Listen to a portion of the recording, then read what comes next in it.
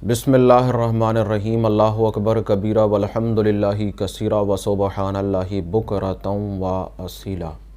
تقریباً ہر انسان یہ چاہتا ہے کہ اس کی ذہن کی جو صلاحیتیں ہیں وہ زیادہ سے زیادہ بہتر ہو جائیں، خاص طور پر وہ حضرات، خواتین و حضرات جو تعلیمی شعبے سے وابستہ ہیں، پڑھ رہے ہیں یا کسی شعبے پر محنت کر رہے ہیں، ان کی خواہش یہ لازمی ہوتی ہے کہ جی ہمارا ذہن بہتر سے بہتر چلے۔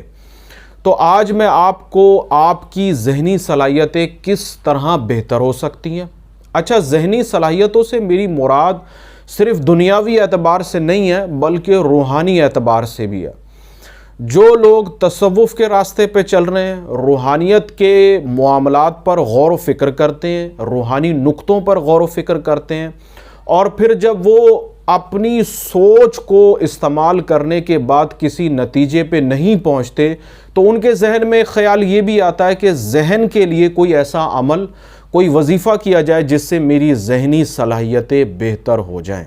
تو آج عمل بھی بتاؤں گا اور ایک آیت بھی آپ کے سامنے لے کے آؤں گا جو بڑی ہی جامع آیت ہے، اور میں نے خود اس پر عمل کیا اور اس کے بہتر نتائج میرے سامنے آئے۔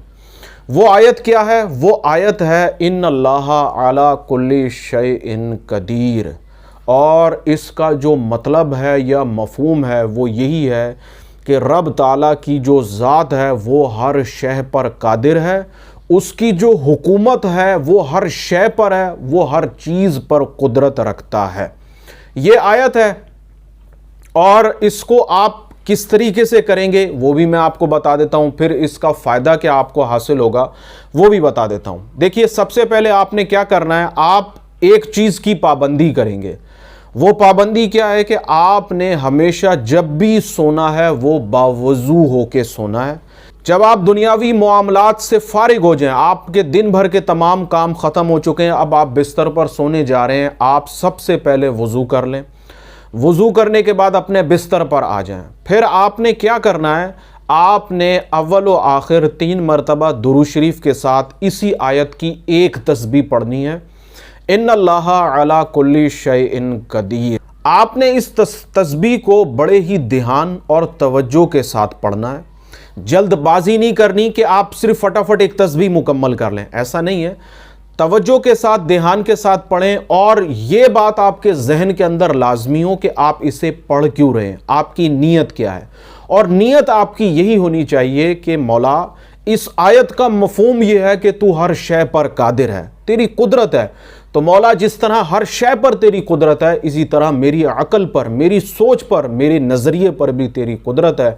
اس آیت کا جو میرا پڑھنے کا مقصد ہے وہ یہی ہے کہ میری عقل کی وسعت عطا فرما، مجھے مثبت سوچ عطا فرما، میری عقل کی جو گرہیں ہیں وہ کھول دے۔ یہ آپ کی نیت ہو گئی۔ اب کیا کیا، آپ نے ایک تسبیح مکمل کی، اول و آخر 3 مرتبہ درود شریف کے ساتھ ایک تسبیح اسی آیت کی۔ اس کے بعد آپ نے شہادت کی انگلی پہ دم کرنا ہے، اور اس انگلی کو ایسے اپنے سر کے درمیانی حصے میں پھیرنا ہے، ایسے کر کے تھوڑی سی دیر پھیر لیں۔ اس کے بعد آپ انگلی ہٹا لیں، آپ کا عمل مکمل ہوا۔ اس کے بعد آپ سو جائیے۔ دیکھیے، اگر بالفرض آپ سونے سے پہلے مسنون اعمال کرتے ہیں، رات کے سونے کی یا حفاظت کی دعائیں پڑھتے ہیں، تو وہ تمام دعائیں آپ پڑھ لیں، اس کے بعد اس عمل کو کریں۔ اس عمل کو کرنے کے بعد آپ نے کچھ اور چیز نہیں پڑھنی ہے۔ یہ آپ نے عمل مکمل کیا، اب آپ بستر پر لیٹ گئے۔ اگر بالفرض آپ کو نیند نہیں آ رہی ہے، جیسے نیند نہیں آ رہی، اب جاگ رہے ہیں، کیا کریں؟ تو پھر آپ اسی آیت کو پڑھتے رہیں، ان اللہ علی کل شیء قدیر، ان اللہ علی کل شیء قدیر۔ اس کو پڑھتے رہیں، پڑھتے پڑھتے پڑھتے آپ سو جائیے۔ یہ عمل آپ کا مکمل ہوا۔ اسی طریقے سے روزانہ آپ اس عمل کو کریں۔ اس عمل کا فائدہ کیا ہوگا؟ اس عمل کا جو سب سے پہلا فائدہ ہوگا وہ یہ ہوگا کہ آپ کے اندر جتنی منفی سوچ ہے وہ دھیرے دھیرے اس آیت کی برکت سے ختم ہو جائے گی، مثبت سوچ ملے گی، مثبت راستہ ملے گا۔ جب بھی آپ کسی کام پر کسی معاملے پہ غور و فکری اختیار کریں گے تو انشاءاللہ تعالی اس عمل کی برکت سے، اس آیت کی برکت سے وہ گرہیں کھول جائیں گی، آپ کی سوچ کے اندر وسعت پیدا ہوگی، آپ کے حافظے کے اندر وسعت پیدا ہوگی، اور وہ روحانی باتیں، وہ روحانی نکتے جو آپ کو سمجھ میں نہیں آتے، وہ دو طریقے سے آپ کو سمجھ میں آ جائیں گے۔ پہلا طریقہ یہ ہوگا کہ خواب کی حالت میں آپ کو سمجھ میں آ جائیں گے۔ اگر خواب کی حالت میں سمجھ میں نہیں آئیں گے تو خیال کی حالت میں آپ کو سمجھ میں آ جائیں گے۔ آپ کو پاکیزہ خیال آئیں گے، ایسے خیالات کا سلسلہ شروع ہو جائے گا جو آپ کے کام سے ریلیٹ ہیں۔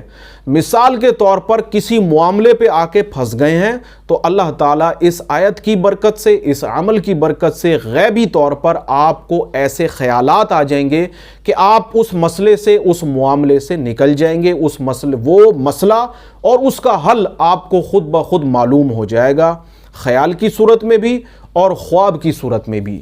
یہ بظاہر ایک مختصر سا عمل ہے، اگر آپ اس کو کریں گے تو زیادہ سے زیادہ آپ کو 5 منٹ 7 منٹ سے زیادہ نہیں لگیں گے، اور لیکن اس کا جو فائدہ ہے وہ فائدہ عظیم ہے۔ اس آیت کا جو مطلب ہے وہ اپنے اندر اتنی گہرائی رکھتا ہے کہ اس کے بعد کسی اور دوسری چیز کی ضرورت ہی محسوس نہیں ہوگی۔ بڑا ہی زبردست عمل ہے، میں خود اس عمل کو کرتا رہا ہوں اور جب جب موقع ملتا ہے اس کو ضرور کرتا ہوں۔ اس سے آپ کی ذہنی معاملات، ذہنی الجھنیں، ذہنی پریشانیاں آہستہ آہستہ کر کے دور ہوتی چلی جائیں گی، آپ کی ذات کے اندر ٹھہراؤ پیدا ہوگا، آپ کی ذات کے اندر سکون پیدا ہوگا۔ اس عمل پر اللہ تعالی ہمیں استقامت کی توفیق عطا فرمائے، کیونکہ موجودہ دور میں ہمیں کیا، ہر انسان کو ایسے اعمال کی شدید ضرورت ہے جس سے وہ ذہنی طور پر پرسکون رہے۔ اللہ تعالیٰ کی بارگاہ میں عاجزانہ دعا ہے اللہ تعالیٰ ہمیں اس عمل کا فیض عطا فرمائے، خود بھی کرنے کی توفیق عطا فرمائے، دوسروں کو بھی ایسے اعمال بتانے کی توفیق عطا فرمائے۔ اللہ تعالیٰ آپ کا حامی و ناصر ہو، آمین ثم آمین۔